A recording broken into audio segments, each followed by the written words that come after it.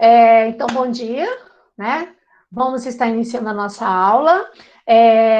A frente, livro 2, tá? É a frente A, paisagens naturais, tá? Então, nós vimos na aula passada a paisagem natural 1, agora nós vamos ver a paisagem natural 2, tá? Fiquem bastante atentos que vocês devem estar sabendo, nós tivemos uma reunião com a coordenação e tem uma série de coisinhas importantes para passar para vocês. Então, fiquem atentos no final da aula que vocês não podem deixar de fazer, tá? Que eu vou falar mais no finalzinho para a gente não ficar perdendo muito tempo. Então, hoje nós vamos finalizar duas formações vegetais que eu deixei de lado, e aí nós vamos para as grandes paisagens naturais 2, ok? Vamos fazer o mesmo esquema. Quem tiver alguma dúvida pode perguntar que eu estou te ouvindo aqui. Deixa eu ver se tem algum comentário aqui. Bom dia, povo lindo, coeso. Bom dia para todos nós. Então, vamos lá, gente. Vamos começar aqui a nossa aula. Bom, vamos lá. Deixa eu aumentar aqui. Bom, então nós vamos começar a paisagem natural 2, tá? E aí, para dar continuidade, eu coloquei esse mesmo mapa, né? Eu vou estar mandando também esses slides para vocês, né? Porque eu sei, parece que tem alguém que está pedindo para entrar agora. Peraí. Esses slides, pessoal, eu vou estar liberando para vocês, tá? No final da aula, ok? Então, vamos lá, gente. Se caso tiver algum probleminha aí, vocês me dão um toque aqui, tá? Então, vamos lá. Lembra que nós tínhamos visto, né, os principais biomas aqui, as principais paisagens? Deixa eu pegar aqui um apontador. Ó, então, nós vimos já as áreas florestais, então nós vimos as florestas equatoriais e tropicais, né, que seriam essas áreas aqui pintadas de verde. Nós vimos também as outras florestas, que seriam as florestas temperadas, que seriam essas aqui, estão pintadas em verde mais clarinho, que seriam as florestas temperadas, aquelas caducifólias. Também nós falamos sobre a taiga, né, e floresta boreal ou de conífera, que seriam, no caso, os pinheiros, né, em formato de cone. Falamos também da vegetação de savana, tá? As savanas, que seria predominantemente aqui na África, mas também temos a savana aqui no Brasil, que é o nosso cerrado, e temos algumas formações em outros cantos, tá? E aí tá faltando a gente falar do quê? Então, nós vamos falar hoje especificamente dos desertos. E aí, o material de vocês, né, da paisagem 2, ele coloca diferenciando os tipos de desertos, que eu vou estar trabalhando com vocês, tá? Então, os desertos, tá? Vamos estar falando um pouco dos desertos gelados, né, que vai estar dentro do mesmo grupo de deserto. O chaparral, quem é o chaparral? O chaparral, que é essa vegetação rosinha, que é a vegetação mediterrânea ou floresta mediterrânea, que nós vamos estar falando hoje. E os campos que nós vamos estar falando também agora. Vamos começar por aqui, ó, vegetação mediterrânea, campos e tundra. Então, o que nós vamos falar hoje? Desertos, vegetação mediterrânea, campos e tundras. Porque as florestas e savanas eu já falei, ok? Bom, então nós vamos começar aqui, ó, agora, pessoal, pelos chamados campos limpos. Quando você fala campo limpo, ele pode ser chamado de campo ou ele pode ser chamado apenas de pradaria, tá? Depende. Nos Estados Unidos, aqui, ó, nos Estados Unidos, no caso, né, na Argentina, no Uruguai, eles chamam muito de pradaria. E nessas regiões da Argentina e do Uruguai, e até mesmo no Brasil, é a região que a gente conhece como Pampas. Então, existe um questionamento muito grande. A vegetação é de pampas ou a vegetação de campos? Na verdade, a vegetação é de campos, né? Também chamada de pradarias. Mas alguns autores colocam como nome da vegetação a região dos pampas. Eu não acho muito legal. Para mim, Pampas é o nome da região que pega, no caso do Brasil, o sudoeste do Rio Grande do Sul, que a gente vai ver isso mais para frente, tá? E nessa região de Pampas eu tenho uma vegetação rasteira chamada campos, ok? Mas se por acaso vocês virem vegetação de Pampas, tem alguns autores que usam como se fosse a mesma coisa, tá? Nós temos os chamados campos limpos e campos sujos, tá? No Brasil. Mas eu não vou entrar muito nesse detalhe, que eu vou trabalhar quando eu falar especificamente do bioma brasileiro. Por enquanto, a gente está falando das paisagens da Terra, tá? Na semana que vem, a gente vai fechar esses biomas, porque eu vou estar falando, espero que eu consiga fechar todos eles, eu vou estar falando dos biomas brasileiros. Se não der tempo em uma aula, pelo menos mais 2 aulas. Aí nós encerramos a parte física, tá, da geografia, e aí nós vamos entrar na parte humana e econômica, ok? Bom, então esses campos, pessoal, até mesmo aqui eu coloquei um mapa para vocês, aonde que eles aparecem, tá? Então, como eu falei para vocês, sempre é interessante você saber localizar no mapa, certo? Porque tem questões que ele coloca o mapa e perguntando do que ele está se referindo. Então, você tem que ter essa noção. Então, perceba que aqui, ó, nos Estados Unidos e no Canadá, tá, nós temos as pradarias predominantemente nos Estados Unidos, que é a região da Planície Central, que vai ser uma região extremamente importante para a atividade agrícola. Nós temos aqui, ó, nessa região aqui, ó, tá? No caso aqui, no sul da América do Sul, que vai pegar o Rio Grande do Sul, áreas do Uruguai e da Argentina. Nós temos também as pradarias aqui, ó, nessa região da Ásia, tá? Que vai pegar essa região aqui em extensão à Rússia, tá? Como nós temos algumas áreas aqui, ó, da Rússia com a China. Como eu coloquei aqui, e vocês também têm no material de vocês, a pradaria, ela, dependendo do lugar, ela pode se chamar de estepes, tá? As estepes que, inclusive, aparecem em algumas áreas da África. Aqui no mapa não mostra, mas aqui no hemisfério do norte da África também aparecem áreas de estepes. Qual seria, basicamente, um pouquinho a diferença entre pradaria e estepe? A estepe, ela tem característica muito próxima à pradaria, mas ela vai aparecer em regiões um pouquinho mais secas, certo? Então, geralmente, nessa região aqui, ó, da Ásia Central, nós vamos ter áreas de clima mais semiárido, de climas mais secos. Então, aparece mais as estepes, tá? Então, na verdade, ela recebe vários nomes, como tá aqui que eu coloquei para vocês, tem várias denominações, tá? Dependendo do lugar. Então, ela pode ser chamada de estepe na Rússia, ela pode ser chamada de pradaria nos Estados Unidos, e até mesmo aqui no Brasil. Mas, no Brasil, ela é mais chamada, desculpa, gente, de campos, né, que também pode ser chamada de pampas, como eu falei, tanto aqui no Brasil, tá, como na Argentina e no Uruguai, tá? Por que chama-se campos limpos? No caso, aqui no Rio Grande do Sul, na região dos Pampas. Porque vocês olhando aqui essa foto, que pega o campo, né, aqui no Brasil, você pode ver que predominantemente é uma vegetação formada por gramíneas, ou seja, é uma vegetação predominantemente rasteira, tá? Como ela é formada por gramíneas, tá? Predominantemente por gramíneas e um ou outro arbusto, a gente chama de campo limpo. Quando você tem um campo que, além das gramíneas, você tem arbusto e tem algumas árvores de pequeno porte, a gente chama de campo sujo, que aparece, inclusive, aqui na nossa região centro-oeste, inclusive aqui no Mato Grosso do Sul. Mas, no caso, como a gente está falando da pradaria, e a característica da pradaria é vegetação de gramíneas, a gente só está se referindo ao chamado campo limpo, ok? Essa vegetação, ela é muito característica de áreas de latitudes médias, né? De latitudes médias, o que seria latitude média? Ela estaria basicamente na região próxima aos trópicos. Então, se você pensar aqui assim, ó, nós teremos mais ou menos o trópico passando por aqui, ó, o trópico de Câncer mais ou menos passando por aqui, tá? Nós temos aqui o trópico de Capricórnio passando mais ou menos por aqui, mais ou menos. Então, ela aparece em latitudes médias, porque aqui, ó, nessa região central aqui, eu teria a linha do Equador. Então, seria baixa latitude, os polos seria alta latitude, e aqui, no caso, seria latitude média. Então, ele aparece muito próximo à região dos trópicos, tá? Até mesmo, por que ela vai ser característica dessa região? Porque ela, a característica marcante da gramínea, ela é adaptada a uma região que tem baixa precipitação, né? Se for na região de baixa latitude, que é a região equatorial, vai chover muito. Aí ela vai ter uma outra formação vegetal, que vai ser principalmente as florestas.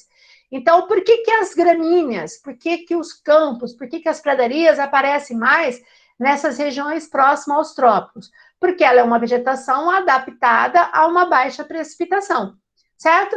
Consequentemente, ela acaba não tendo condições até mesmo de ter uma vegetação de grande porte. Então, você não vai ter florestas, árvores de grande porte predominando nessas áreas, até mesmo porque as condições não favorecem, tá?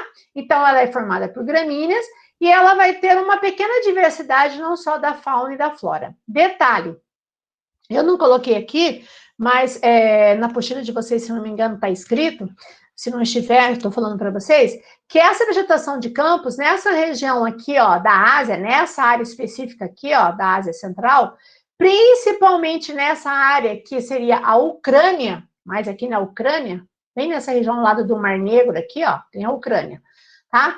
Nessa região, nós temos um dos solos mais férteis do mundo, que é o solo terra negra, ou terchinosión, certo?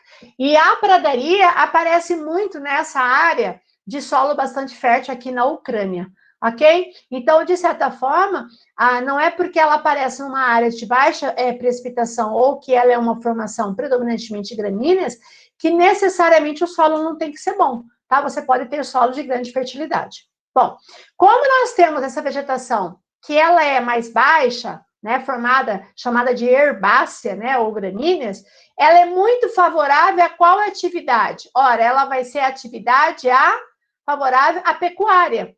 Por que a pecuária vai ser importante? Nossa, escrever aqui com o mouse, ainda com marca-texto, vai ficar linda, né? Mas olha só o que eu estou aprontando. Vamos lá. Travou o mouse agora. Vamos lá. Pecuária. Oi, amor, fala. Esqueci do acento. Essa projeção aí desse mapa seria uma projeção de Mercator, por estar destacando mais o norte? Espera só um pouquinho, deixa eu trocar o fone, peraí. Eu troquei o fone aqui, tá? E eu não estou te ouvindo direito, tá? Você perguntou se essa projeção seria de Mercator? O famoso Mercator. É isso mesmo. Mais o norte. Isso, ótimo, fazendo essas relações, tá vendo? Tá vendo? Olha o tamanho da Groenlândia, né? Ela tá praticamente quase o tamanho da América do Sul, com certeza. Você pode ver que ele destaca aqui, ó, os países do hemisfério norte. Projeção cilíndrica, conforme de Mercator. Ela peca no tamanho, mas ela acerta na forma, tá? Certinho, isso mesmo. Bom, continuando aqui, pessoal. Tô apanhando aqui, só um minuto. É que eu já levantei, saí, sentei tantas vezes. Bom, voltando. Mas, assim, no caso, o mapa, tá? Não, assim, só mais para você visualizar, não tem muita importância, mas foi legal que você fez essa relação com a cartografia. Como eu estava falando, a pecuária, ela acaba sendo favorecida por quê? Porque você tem a pastagem natural.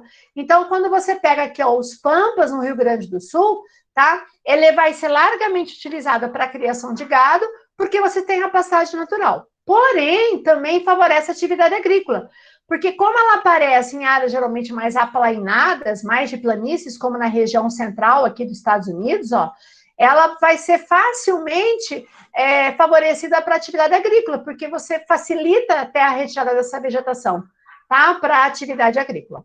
Então, campos e pradarias, vegetação formada por gramíneas, aparece em latitudes médias e ela pode receber denominações diferentes dependendo do lugar. Ok? Bom, outra vegetação que já apareceu muito em prova, que nós no Brasil não temos, é a vegetação mediterrânea ou floresta mediterrânea. Essa vegetação, pessoal, como está aqui no mapa, perceba que no Brasil ela não aparece. É lógico, quando você fala vegetação mediterrânea, todo mundo vai lembrar aqui, ó, do mar Mediterrâneo. Então, automaticamente, as pessoas lembram da Europa. Perfeito. Aonde? Sul da Europa. Tá vendo aqui, ó, o sul da Europa, a vegetação mediterrânea. Porém, o norte da África também é banhado pelo mar Mediterrâneo. Então, aparece vegetação mediterrânea. E como ela tem uma característica muito típica, olha só, de um verão quente e seco. Olha só, ele é quente e seco.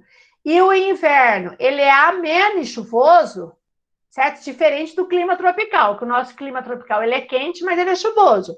E o nosso inverno é ameno, mas ele é seco. Tá? Então, guardem para vocês. Já expliquei em clima para vocês isso aí. Então, o verão, ele é quente, mas ele é muito seco. E o inverno não é um inverno rigoroso, mas ele é bastante chuvoso. E esse tipo de clima não aparece só no sul da Europa e norte da África. Aparece também no sul da África, aparece em algumas áreas aqui, ó, mais ao sul da Austrália, como aparece nessa região aqui, ó, mais na região do Chile, com o Peru, como na região da Califórnia aqui, ó. Tá vendo? Então, nessas áreas, se vocês olharem o mapa de climas do mundo, vocês vão ver que aqui aparece clima mediterrâneo. Se eu tenho um clima mediterrâneo, vai aparecer a vegetação mediterrânea. Então, essa vegetação, ela se forma em regiões que têm que ter o clima mediterrâneo. Ora, qual é a característica do clima mediterrâneo, como eu falei? Verão quente e seco e inverno ameno e chuvoso. Bom, como eu tenho um verão quente e seco, eu tenho que ter uma vegetação que é adaptada a essa elevada temperatura e essa escassez de chuva durante um longo período, né? E depois um período de chuva. Então, ela é uma planta, de maneira geral, vegetação mais xerófila. Lembra o que é uma vegetação xerófila que eu expliquei para vocês? Lembra na aula passada? Xerófila é aquela vegetação adaptada a ambientes mais secos, que não tem que ser necessariamente apenas cacto, tá?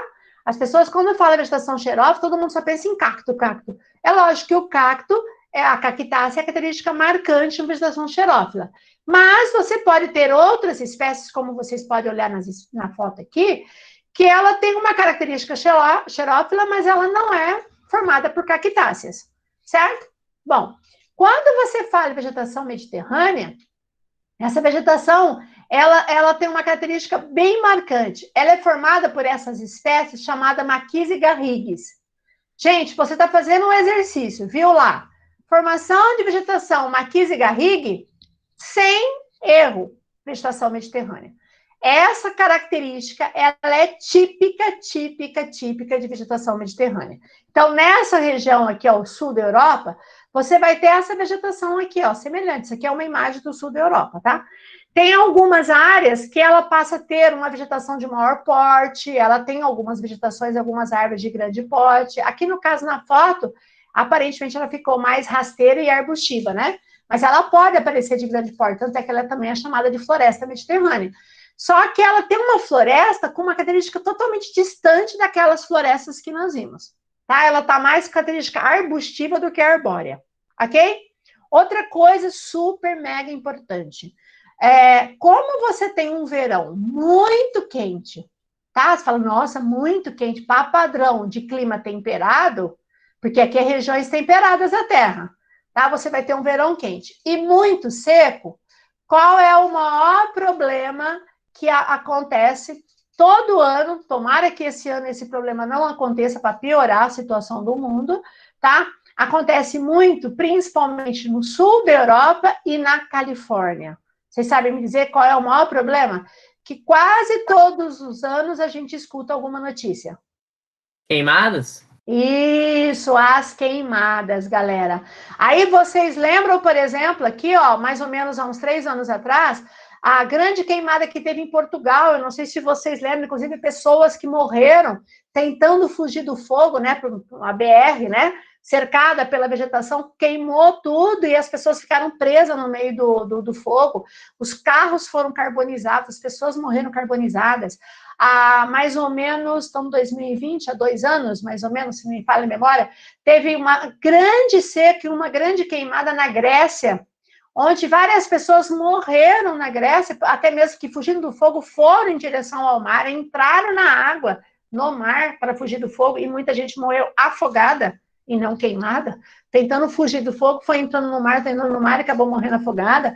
Então, a gente escuta muito nessa época que quando você fala em verões, vamos pensar aqui no hemisfério norte, não aqui no caso Chile, África do Sul e Austrália. Quando eu falo em verão, você tem que pensar agora. A partir do dia 21 de junho começa o verão para eles. Então, a partir de agora, junho, julho, agosto, é uma época que as temperaturas elevam no sul da Europa, tanto é que é a época de grande atração turística, né, o verão europeu, que esse ano com certeza não vai ser, e aqui na Califórnia. E é quando você vê aquelas imagens daqueles fogos, aquelas queimadas na Califórnia, por exemplo, que ninguém consegue conter, que destrói casas, cidades inteiras, como aconteceu o ano passado. Tá? Então, geralmente tem provas que faz muita relação dessa região do sul da Europa e da Califórnia, principalmente, com queimadas, certo? Fazendo a relação com o tipo de clima, né? Onde você tem que fazer essa relação e automaticamente com a vegetação. Então, só de você olhar aqui, você percebe que não é de um ambiente muito úmido, ok? Então, essa é a vegetação mediterrânea.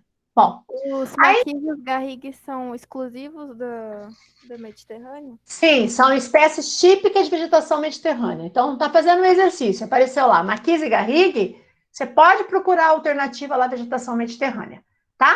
Típica dessa região. Predominante, principalmente aqui no sul da Europa. Então, quando você fala tudo sul da Europa, Espanha, Portugal, Grécia, sul da França, região aqui da Croácia, tá? Que você vai ter essa vegetação, ok? Bom, então nós vimos vegetação de pradarias e campos, vegetação mediterrânea. Agora nós vamos entrar na vegetação desértica. Esse mapa aqui, eu coloquei para vocês que vocês não têm esse mapa, tá? Ele só tem falando, né, de áreas desérticas, mas eu coloquei mais específico até para ajudar vocês a identificarem alguns desertos que eu vou estar citando e que a tua apostila cita. Então, na hora que você quiser, de repente, olhar, ele cita, deserto tal, vem aqui e procura nesse mapinha. Por isso que é interessante vocês salvarem esses slides na hora que eu mandar para vocês, tá? Bom, primeira ideia super mega falso. Quando eu falo de deserto, é lógico que já está escrito aqui, né? E aí vocês não vão acabar errando. Mas quando eu falo em deserto, se eu falar assim, pessoal, visualiza na sua mente, fecha os olhos e imagina um deserto. Eu acredito que a grande maioria, se não são quase todos, vão imaginar um lugar quente, um lugar, lógico, seco, né? E um lugar que muitas das pessoas falam, dia muito quente, noites muito frias, com grande amplitude térmica. A outra característica. Todo mundo imagina um deserto arenoso, certo? Gente, cuidado, porque nem todo deserto tem essa característica. Os desertos são predominantemente arenosos. Mas existem desertos, eu não me lembro se as fotos que eu coloquei, que peguei daqui, ou que eu peguei de outros, aqui na apostila de vocês, a maior parte dos desertos são arenosos. Mas existem desertos que são rochosos, tá? Como, por exemplo, nessa área aqui, ó, dos Estados Unidos, deserto 1, deserto Colorado. Tem área que é arenosa e tem áreas que são desertos rochosos. A mesma coisa aqui no Atacama, tá? O Atacama saiu muito para cima dessa figura aqui, né? O Atacama seria um pouquinho mais para baixo aqui, tá? Olhando agora que eu tô olhando com mais atenção, tá? Seria um pouquinho mais para cá, mas tudo bem. O Atacama é um deserto, tem áreas arenosas, mas tem grandes áreas rochosas, que você só vê rocha, né? Então, o que é um deserto? Por favor, guardem isso. O deserto é uma região que tem uma baixíssima pluviosidade, ou seja, é um lugar que praticamente não chove. Aí o deserto, ele pode ser arenoso ou rochoso, e o deserto, ele pode ser frio, ou ele pode ser um deserto quente. Predominantemente, eles são quentes, mas você tem desertos frios, como o deserto da Patagônia, na Argentina, que é esse aqui, ó, pessoal, não está escrito aqui, ó, é esse aqui, ó, essa região aqui, que na verdade ela é uma região mais semiárida do que desértica, tá? A Patagônia, ela é fria. Como você tem aqui, ó, de número 10, aqui, ó, o 10 aqui, ó, que é o deserto de Gobi. O deserto de Gobi, na China, pessoal, é um deserto frio, certo? Então, cuidado. Deserto tem que ser sempre quente? Não. Predominantemente eles são quentes, até mesmo, e aí não é por acaso, eles estão em áreas tropicais. Vocês estão vendo, ó? Olha só, uma coincidência, que não é coincidência, tá? Que eu já expliquei isso para vocês em eventos, não sei se vocês se recordam. Perceba que a maior parte dos desertos, pessoal, aparece em áreas dos trópicos, tá vendo? Ó, Trópico de Capricórnio, você tem aqui o deserto aqui, ó, do Atacama, a gente tem o deserto aqui, ó, do Kalahari, nós temos o deserto aqui, ó, de Vitória, no deserto da Austrália. Aí aqui na Trópico de Câncer, nós temos desertos aqui dos Estados Unidos, da região do Colorado, Arizona, deserto do Saara, na África. Aí nós temos vários desertos na Península Arábica, tá? E áreas semiáridas e desérticas aqui na Ásia Central e no norte da Índia. Perceba que isso que nós vamos estar vendo agora não é coincidência, certo? Então, primeira coisa, eu vou falar depois, agora, por que aparece aqui, tá? Então, o deserto, ele pode ser frio, ele pode ser quente, predominantemente eles são quentes, porque eles estão mais em áreas tropicais, então as temperaturas são mais elevadas.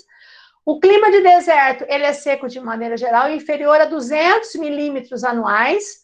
Só para você comparar, a nossa região aqui, para você comparar em quantidade de chuva, nós temos uma média em torno de 1.500 milímetros anuais aqui na nossa região. Só que eu tenho uma época de muita chuva e uma época de seca. Então, imagina um lugar que chove menos de 200 milímetros anuais, tá? Nos desertos, a temperatura, de maneira geral, se ele for quente, lógico, a temperatura é alta durante o dia e extremamente baixa durante a noite. Então, você vai ter uma grande amplitude térmica. Mas tem desertos frios que durante o dia a temperatura não é tão elevada, já é frio. E aí, à noite, fica mais frio ainda, tá? Como que é a vegetação predominante de uma área desértica? Você fala, pô, mas em deserto aparece vegetação? Sim, chama vegetação desértica. Que elas vão aparecer espécies xeromórficas, ou seja, xerófilas, adaptadas à seca. Ou são vegetações rasteiras, adaptadas a essas áreas desérticas, ou são vegetações de cactáceas, como nós já vimos, tá? Que é resistente não a uma região semiárida, mas uma região mais seca ainda. Detalhe, aqui não mostra, e também não fala aí, mas no meio de um deserto eu posso ter os oásis. O que são os oásis, né? Os oásis, por alguma razão, muitas vezes por lençol freático aflorar a superfície, ele forma ali uma área de nascente, forma tipo de um laguinho, alguma coisa assim, e como naquele entorno se torna uma região mais úmida, ele acaba proporcionando uma vegetação de maior porte. Então, quando você vê um desenho, um filme, geralmente filmes ou comentários que mostram os oásis, você vê geralmente coqueiros, você vê uma vegetação mais arbustiva, mais verdinha, no meio do deserto. Aquele é um oásis. E geralmente as comunidades que vivem em desertos, principalmente aqui no Saara, eles vão estar justamente em torno dos oásis, porque é onde ele vai ter a fonte de água, tá? E aí, no caso, essa fonte de água, de maneira geral, é porque o lençol freático aflorou a superfície e formou como se fosse uma mina ali, né? Uma mina que vai formar, muitas vezes, um lago, uma concentração maior de água que vai favorecer a concentração da vegetação e das pessoas. Ok? Então, nós temos aqui os desertos. Mas os desertos, eles não são todos iguais. Você tem tipos de desertos. Então, eu não me lembro se eu acabei colocando o slide na sequência da tua apostila, tá? Estou na página 622. Onde está lá? Processo de formação dos desertos. Ok? Deixa eu só comparar aqui. Eu acho que eu coloquei na ordem. O primeiro que ele vai falar é justamente sobre esse, tá? Como sempre, bebo muita água falando, né, gente? Então, voltando. Primeiro deserto. Deserto em regiões de ventos contralísios. Olha só, não é alísio, contralísio. Ora, se ele usa onde de deserto que eu estou falando? Esses aqui, ó. Esses desertos que vão aparecer nas regiões dos trópicos. Ok? É lógico que tem deserto no trópico, que ele aparece em outra classificação também. Mas vamos lá. Esses desertos aqui, que chamam de regiões de vento contralísio, tá? Como eu falei, os contralísios, vou colocar aqui e vou explicar para vocês. São ventos que sopram, olha só, do Equador para os trópicos. Aí eu coloquei esse esqueminha para vocês lembrarem. Ó, eu estou colocando a Terra de uma forma diferente, ó. 0 latitude, eu estou falando da linha do Equador. E aqui, 30 graus de latitude, eu estou falando na faixa do trópico de Câncer e trópico de Capricórnio. Aí, o que acontece? Lembra que nós vimos que os ventos saem dos trópicos em direção à linha do Equador, certo? Que são chamados ventos alísios. Olha aqui, os alísios, ok? Saem dos trópicos e vão para o Equador. Como eles chegam no Equador e a temperatura está elevada e o ar quente ele é leve, ele vai subir, ó, ele está subindo. Quando ele sobe, o que ele vai fazer? Ele vai carregar toda a umidade que essa região, porque como é uma região quente, a evaporação é grande, vai formar nuvem e vai provocar chuva, ok? As chuvas chamadas convectivas. Por isso que na região equatorial, que nós já vimos, é uma região convergente, porque é uma região de encontro, ó, dos ventos, eles estão subindo, ó. A região de encontro dos ventos alísios. É a região convergente. Por isso que chove muito. Porém, eu vou trocar de cor de caneta aqui, ó. Porém, o que acontece?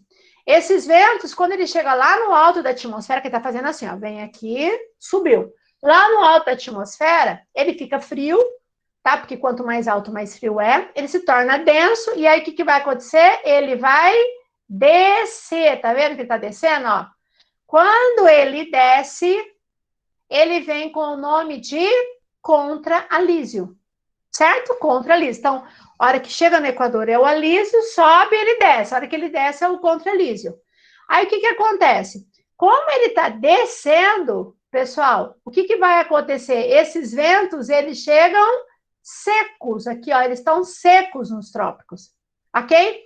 Como eles estão secos nos trópicos, ele não vai proporcionar chuva. Por isso que você começa a entender por que nessa região tropical eu tenho tantos desertos, certo? Eu vou ter muitos desertos porque é a região de ar descendente. Não está descendo o vento. E se está descendo, o vento que desce não forma nuvem, então ele não provoca chuva, certo? O grande exemplo aqui, ó, seria no caso do deserto do Saara. Interfere também no deserto do Colorado, interfere no deserto do Atacama, aqui do Kalahari da Namíbia, como também aqui no deserto da Austrália, ok? É lógico que esse aqui do Atacama e do Namíbia, aqui do Kalahari, vai ter um outro fator que influencia também, que a gente vai estar falando. Então, esses ventos propiciam a formação de deserto em regiões intertropicais, exemplo, o deserto do Saara, que é essa foto que eu coloquei aqui do Saara, né? Típico de camelos e dromedários, certo? Aqui, com certeza, é um nômade, pode ser um tuareg, que é um povo nômade no Saara, e perceba que é um deserto arenoso, tá vendo? O Saara predominantemente é arenoso, tá? A ação do vento somada ao efeito da continentalidade, porque está lá no interior do continente, como o Saara, impede a formação do ar úmido, que vai chover mais no litoral e não no interior, formando a região. Esse tipo de deserto, no caso o Saara, ele é quente, com temperatura que ultrapassa 50 graus durante o dia, certo? E a temperatura despenca durante a noite. Por que eu tenho essa variação tão grande? Devido ao fator continentalidade. E como é arenoso, o que a areia faz? Vocês, com certeza, quem já andou na praia ou num lugar arenoso, sabe. Você pegar bem de manhãzinha ou à noite, a areia está gelada, certo? Se você pegar, passou as horas e começou a incidir a luz solar, a areia fica super quente aqui em cima, certo? Então, ela aquece muito rápida, né? E ela resfria muito rápida. Num lugar no interior do continente, que eu dependo apenas do aquecimento e resfriamento da Terra, eu vou ter o dia muito quente e a noite mais fria. Por isso que eu tenho uma grande amplitude térmica, ok? Então, esses são os desertos de ventos contra-alísios. Ok, gente? Dúvida? Posso continuar? Voltar para outro? Vamos lá? Vou continuar. Tipos de deserto também costeiros. O que são os desertos costeiros, né? Deixa eu trocar de cor aqui, porque essa cor é ruim. Peraí. Agora não quer mudar. Vou botar uma amarelinha aqui. Pessoal, o que seria, no caso, o costeiro? O próprio nome, ele já diz, né? Ele vai aparecer na costa, certo? Ele vai aparecer na costa, no litoral, e alguma coisa vai fazer com que não chova. Então, vou dar um exemplo aqui, ó, tá? Para vocês lembrarem. Quem que eu vou citar como exemplo aqui, ó? O Atacama, e esse aqui, ó, o 3, que é o deserto do Kalahari da Namíbia, tudo junto aqui. Quem lembra de correntes marítimas, que eu expliquei lá 2 semanas atrás, corrente de Benguela passando aqui, lembra da corrente de Benguela passando aqui? Lembra da corrente de Humboldt passando aqui, ó, na costa? Certo? Essas correntes, elas são frias. Então, ela favorece, no caso, a chuva onde? No oceano e não deixa chover no continente. Acho que vocês devem estar lembrados que eu já expliquei isso. Então, esses desertos costeiros, apesar de estar localizado próximo ao oceano, são formados pela ação ou de barreiras geológicas, ou seja, montanhas, que não deixam a umidade vir do litoral, como acontece também no Atacama, tá? Que impede que essas massas de ar, né, provoquem chuva no interior, e pela ação de correntes marítimas frias. Lembra disso? O que essas correntes marítimas fazem? Provoca chuva no oceano e não deixa chover no continente, certo? E também por estarem em regiões tropicais. Então, dá uma olhada no exemplo desse deserto do Atacama e o deserto da Namíbia. O deserto da Namíbia tem 2 fatores que influenciam. 2. sofre influência por estar numa região tropical, é só você voltar aqui e olhar, ó, região tropical, então é ar descendente, certo? Então o ar não desce, é a hora que ele desce, ele não provoca chuva. E também ele sofre influência da corrente marítima fria de Benguela, que eu já expliquei para vocês, que é causado, né, no Oceano Atlântico e não deixa ver no continente. Porém, para nós aqui na América do Sul, o deserto mais marcante é o Atacama, que é esse aqui, ó, o deserto no Chile, certo? Perceba que nessa foto, tá, ele é rochoso, tá vendo, ó? Ó, tem áreas que são arenosas, tem áreas do deserto do Atacama que são arenosas, tá? Mas essa região aqui, que é muito chamada de Vale da Lua, ou da Lua, essa região aqui, pessoal, ele é rochoso. E o deserto do Atacama, eu não sei se vocês sabem, que é o deserto mais árido do mundo. Cara, mais árido, é o mais seco do mundo, tá? Para você ver uma gota de chuva caindo aqui, vai demorar muito. Olha só o céuzão azul aqui, ó, sem nuvem nenhuma, tá? Aí você fala, aqui é os Andes, tá, gente? Cordilheira dos Andes. Aí você fala assim, nossa, mas por que ele é tão seco? Aí porque você tem 3 fatores influenciando. Então, primeiro, ó, eu tenho os Andes, impede a umidade que vem do oceano, certo? Que provoca chuva, então é como se aqui fosse uma barreira, ó, essa barreira aqui dos Andes, não deixa a umidade chegar aqui, esse é um, tá? Também eu tenho influência da corrente, como eu falei aqui para vocês, aqui, ó, de Humboldt, que faz chover mais no oceano, não deixa chover no continente. E o terceiro fator é uma região de ar descendente. Então, os Andes, perdão, o Atacama, vai ser o deserto mais seco do mundo, porque eu tenho 3 fatores que favorecem ali ser bastante seco, tá? Como eles estão próximos à costa, e eles sofrem influência, principalmente ou de barreiras geológicas ou de correntes marítimas, eles são enquadrados como desertos costeiros. Ok? Bom, outros desertos. Os outros desertos seriam de latitude média, tá? Deserto de latitude média. Que, no caso, ele cita aqui, ó, o deserto de Mojave, tá? No caso, na Índia. Deserto, Mojave, Sonora, perdão, aqui no caso, Estados Unidos, tá?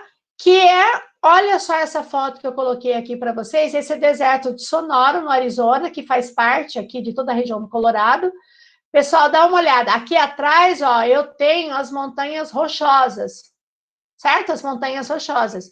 Perceba que ele não é tão arenoso. Tá vendo que ele é mais rochoso? Ele é rochoso e um pouco arenoso. Ó, você tem as cactáceas e tem outras espécies, ó, xerófilas, adaptadas a esse lugar extremamente seco, tá? Esse deserto, pessoal, como está citando um exemplo aqui, ele seria nessa região aqui, ó. Então, o que acontece? Aqui eu tenho influência, eu tenho aqui, no caso, as montanhas rochosas bem aqui nessa região, que vai impedir que a umidade do oceano chegue nessa região dos Estados Unidos.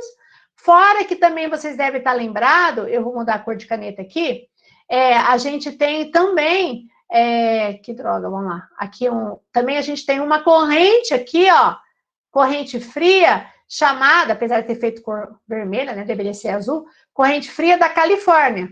Então, essa corrente fria da Califórnia, mais o relevo e mais também a região de trópico, favorece a formação. Mas o principal fator aqui, no caso desse deserto, tá, seria principalmente a influência do relevo e também é uma área basicamente de alta pressão, tá? Inclusive, pessoal, gostaria até que vocês olhassem, eu troquei o slide, se vocês olharem na apostila de vocês, ele está falando que esse deserto de latitude média ocorre no interior, em faixa entre 30 e 50 graus, latitude norte, e são áreas de baixa pressão, tá? E não concordo, porque a área de baixa pressão é a região equatorial, é uma área de alta pressão. Porque se fosse uma região de baixa pressão, os ventos convergem, os ventos favoreceriam a formação de nuvens, certo? Então, teria uma possibilidade de chuva. Então, é uma área de alta pressão que desfavorece a formação de nuvens e a concentração de umidade. Fora que você tem influência também do relevo, tá? São invernos mais frios, aqui é bem mais frio, até mesmo porque, como ele está numa latitude média, aqui não vai ser um deserto tão quente durante o ano inteiro. Lógico que durante o verão ele vai ser mais quente, mas durante o inverno ele vai ser mais frio. E é lógico que por esse deserto ele vai ter baixíssima pluviosidade. Ok? Então, esse seria também o chamado deserto de latitude média. E aí, o outro deserto, né, seria o chamado deserto de monções, ou deserto de monção. Tá vendo que a gente já tem 4 tipos de deserto, são 5, falta mais um, tá? O que seria esse deserto de monção?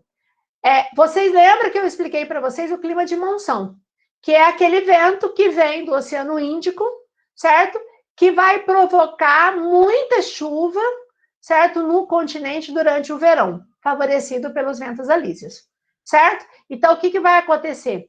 Esse ar úmido que vem do oceano vai provocar muita chuva, principalmente no litoral. Porém, o que acontece? No interior, quando esse vento vai entrando, né? Deixa eu voltar lá no mapinha para explicar para vocês pelo mapinha aqui. Seria mais ou menos esse aqui, ó, tá? O deserto 9 e 10, que seria aqui, ó, o de Talque, e no caso de Gobi, que seria o grande deserto. Então, o clima de monções vem aqui, ó, os ventos saem... Opa, deixa eu apagar aqui, que virou uma meleca aqui, ó. No caso, pessoal, deixa eu só pegar a caneta aqui.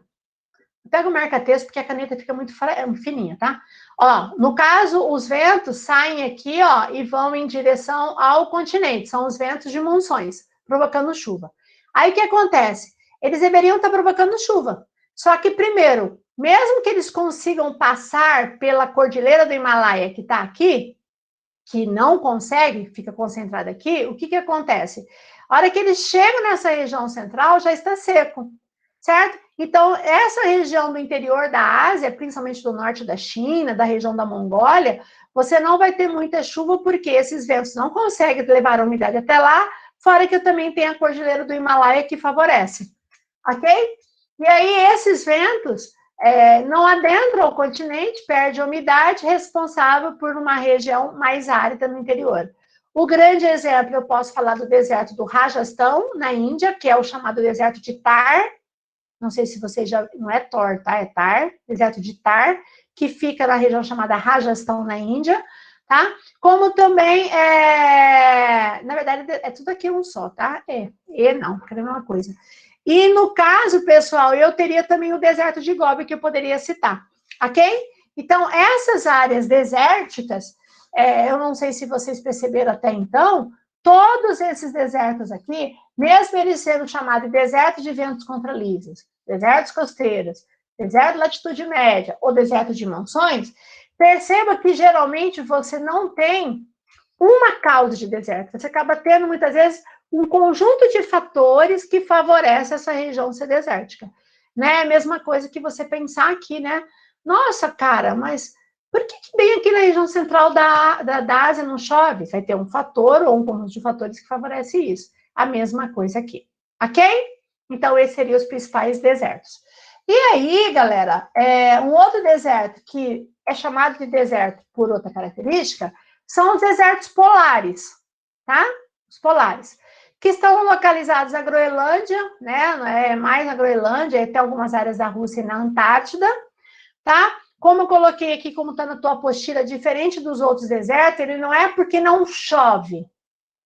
Tem precipitação, mas ele tem uma escassez de água, só que em água líquida. Quando ele precipita em forma de neve. Ah, mas essa neve vai derreter. Vai, mas tem alguns lugares que ela não derrete. Ela fica como neve, pela baixa temperatura.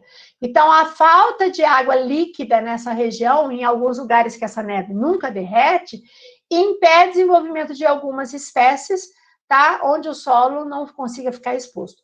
Onde ela derrete, aí vai surgir uma outra vegetação, que a gente vai ver agora, que seria a tundra. Ok? Então, ó, fechando os desertos para a gente finalizar a nossa aula. Então, nós temos o deserto, que caracteriza um deserto, é uma escassez de chuva. A vegetação, ela se adapta a essa escassez, então ela é muito rala, muito escassa e mais xerófita, tá? E aí, dependendo de como ele é formado ou qual é o fator predominante, ele pode ser característica ou de um deserto de ventos contralísios, grande exemplo, o Saara. Desertos costeiros, o grande exemplo é o Atacama, Mas não esqueça que o Atacama, além de ser costeiro, que eu tenho influência de cadeias de montanhas, de correntes marítimas, também eu tenho influência de ser uma área de contralísio, certo? Também temos a Namíbia.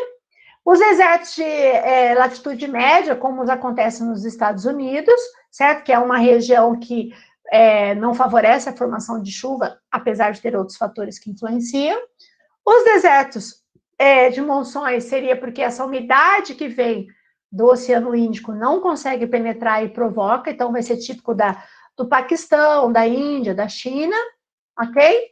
E as áreas de desertos polares, que seriam naquelas regiões que é desértico porque não tem uma precipitação em forma líquida, tá?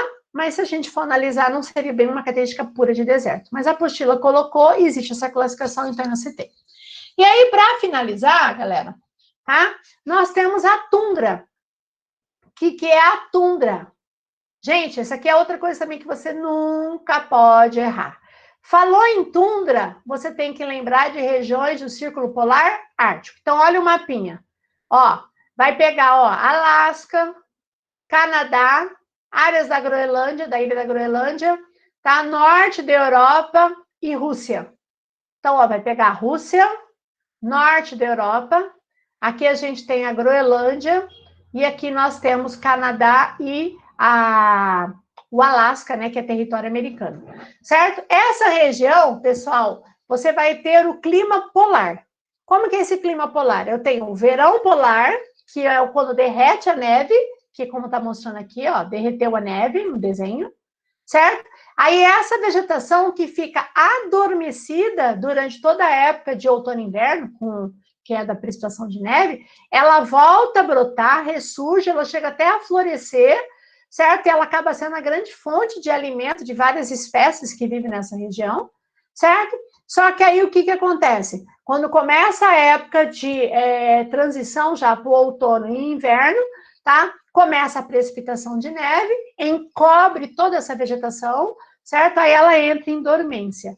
Gente, a vegetação de tundra, ela é uma vegetação rasteira, certo? Rasteira, até mesmo porque a condição dela ficar encoberta pela neve não favorece o desenvolvimento, certo? Não esqueça que as coníferas, ela não aparecem em região polar, ela aparece em região de clima temperado frio, né? Não chega a ser polar, tá?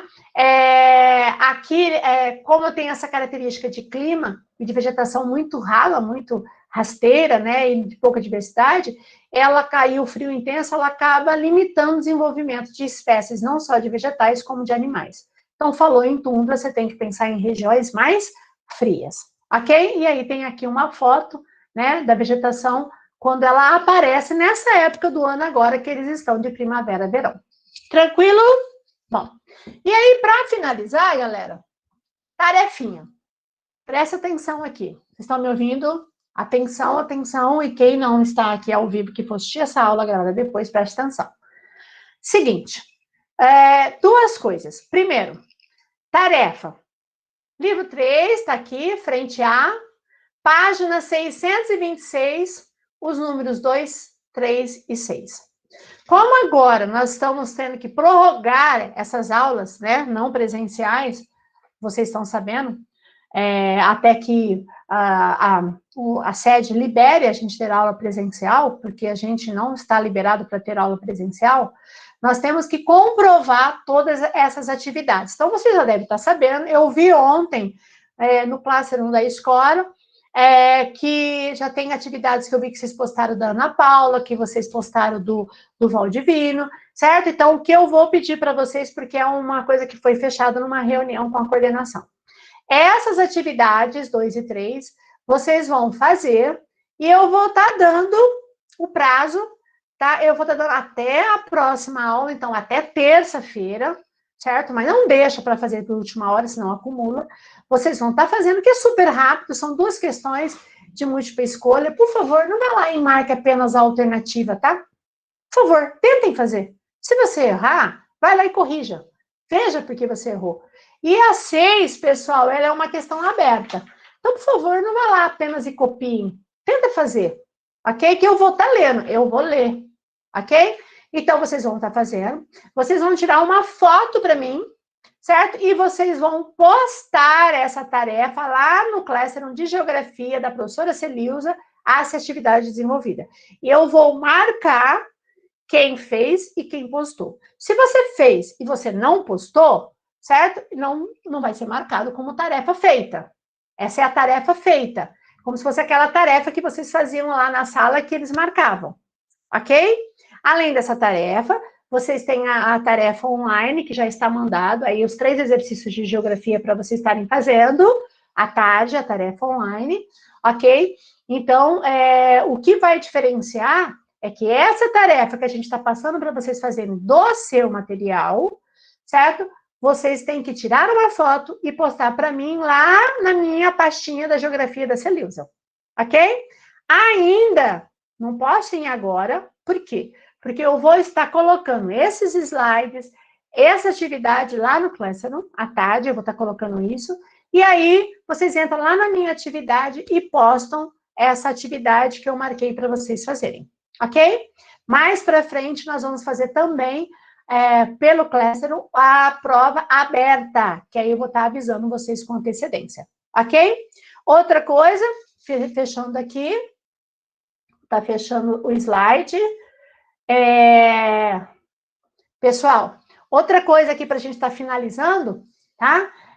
Vocês sabem, mas é bom sempre lembrar, agora, todo mundo que está aqui, pelo menos as 67 pessoas que está aqui, que está marcado para mim, vocês vão estar colocando o teu nome, se você tem nome repetido aí, vários Rafaéis, vários Daniéis da vida, teu nome e sobrenome, se necessário for, e a tua sala, se é do terceiro A e B, aqui, tá? Vocês sabem disso, mas coloquem, ok? Todo mundo, antes de sair, quem não colocou, mesmo que você já colocou, por favor, coloque todo mundo, nome e sala, porque nós vamos estar copiando isso aí, marcando a sua presença. Então, se você colocou lá no comecinho da aula, faz agora no final. Todo mundo antes de sair. Isso, legal. Legal, galera, legal. Coloca a sala, porque de repente aí eu não consigo identificar de quem que é quem. E nós vamos estar enviando tudo isso para a coordenação e todos esses dados vão estar sendo guardados ali para comprovar que nós estamos tendo a aula, que nós estamos fazendo as atividades, tá? E que vocês estão presentes aí, tá? Todo mundo lançou? Todo mundo? Ok? Tá. E aí, depois de todo mundo colocar o seu nome, ou quem quiser fazer ao vivo, pode fazer alguma pergunta. Gente, tem alguma pergunta? Ah, outra coisa que eu esqueci, marquei até aqui para não esquecer. Também vocês devem ter visto que eu coloquei lá no grupo de vocês que eu lancei desde dia 18 uma atividade no site digital do conteúdo da prova dessa semana do simulado, que é hidrografia. Tudo de hidrografia, tá, gente? Tudo de hidrografia. É lógico que as questões, eles que elaboram. Então, eu não tenho acesso para saber quais que você vai fazer. De repente, ele vai perguntar uma coisa que eu não vou cobrar, ou pode ser quase a mesma coisa ou igual. Ok? Quem tiver alguma dúvida, vocês têm prova agora dia 22, tá? Hoje à tarde, das 15 às 16, eu estou no plantão. Como ontem eu estava e ninguém mandou nada, mas tudo bem, estou aqui liberada.